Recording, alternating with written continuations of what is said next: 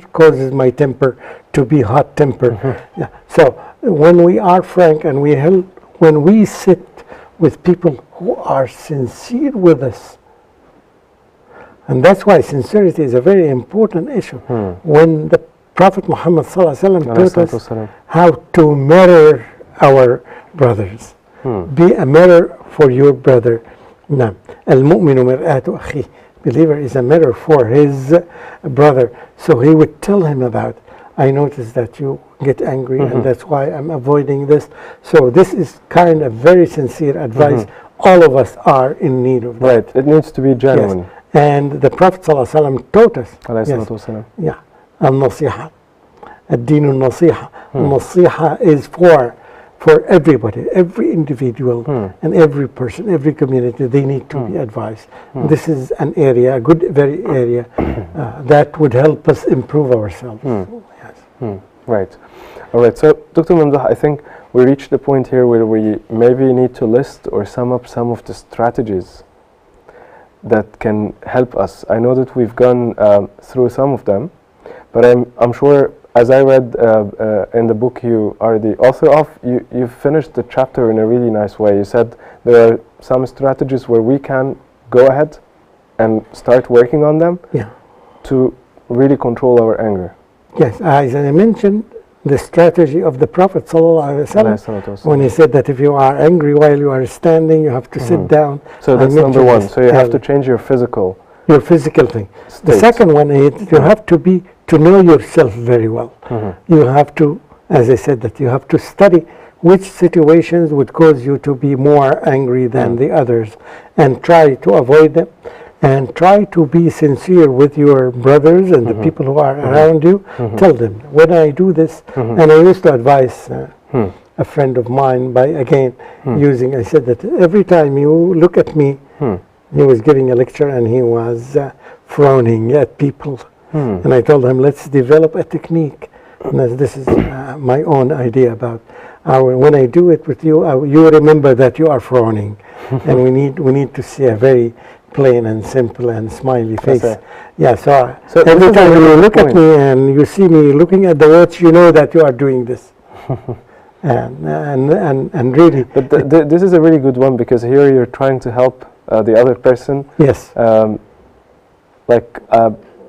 Indicating, I wouldn't say indicating, like monitoring their behavior at a point that they might not know that they are. He is a leader, and he's a very good leader, knowledgeable person, yet he had this weakness, and all of us have these weaknesses. So we need the support and the help of others. And that's why we read books, we consult with people, we consult with the Islamic scholars, and in this way we get the advice until we overcome the state of anger. So the first thing, you may change the physical state, and the second thing, you learn more and become aware of your hot topics or the behaviors that causes you to become angry.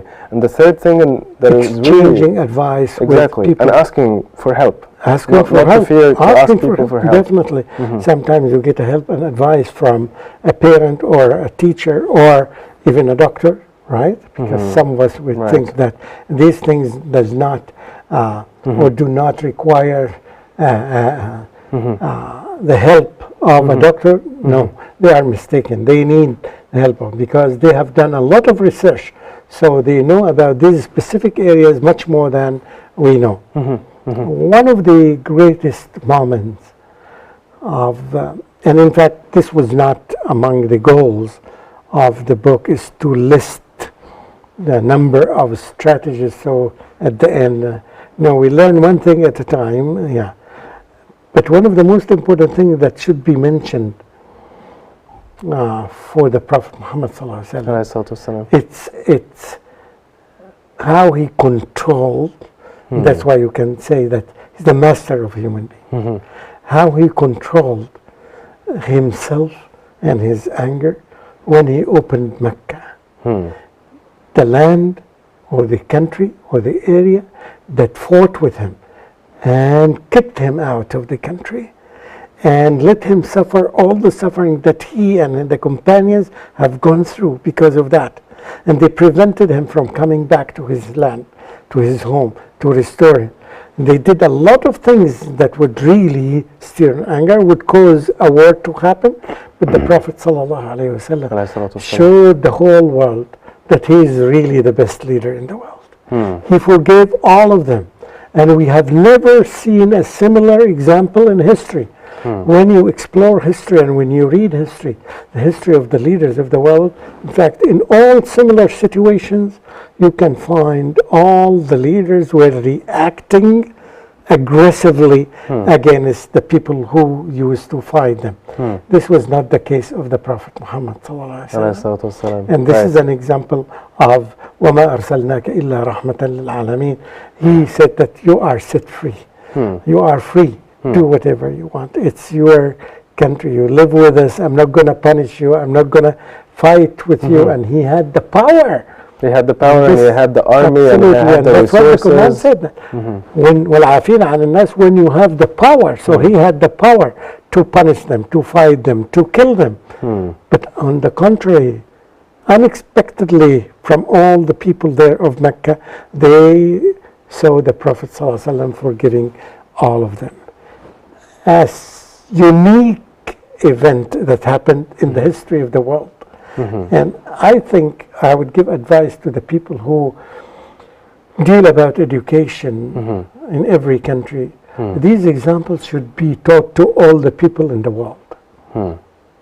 It should be taught to the children. They need to know these examples. Because this would help us remove the current example of revenging and avenging and fighting back and doing all that's what I things. had on my mind when you were saying, because nowadays we're having some wars where people are actually making a point of how strong we are, and you don't know what we can do to you, like as tribes or countries to each other, and they make use of this power to tell the others that we are stronger rather than we are strong to forgive. We are strong to stay in peace. And this does not solve the problem at all. In fact, as we see nowadays, when they're talking about terrorism and all these things, all the steps that the whole world have done until now does not decrease the level of the aggressions or terrorism that happens in the world. And that's why they need to rethink and reconsider their situation and go back and learn from the history of the Prophet Muhammad ﷺ. They will find a lot of things that would help them. Sallallahu alayhi wa sallam. All right, Dr. Mamdouh, we reached the end of the episode of Controlling Anger. Thank you so much for being with us. Jazakallahu khairan. The same thing to you. Thank you. Our dear audience, I hope inshallah by the end of this episode we all together reconsider angerness and look at it from a different perspective inshallah, and we become aware of our own weaknesses and we work on them really well, so that we try to follow inshallah our role model Muhammad alayhi salatu wasalam. I'll see you next episode where we talk on a different topic, different chapter from the book authored by Dr. Mamdouh. See you very soon. Assalamu alaikum wa rahmatullahi wa barakatuh.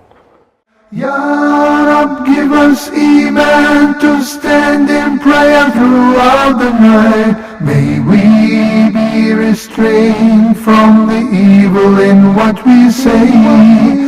May we know and understand and live the Prophet's way. May we be restrained from the evil in what we say. May we know and understand and live the Prophet's way. May we be restrained from the evil in what we say. May we know and understand and live the Prophet's way. La, la, la, la, la, la, la, la.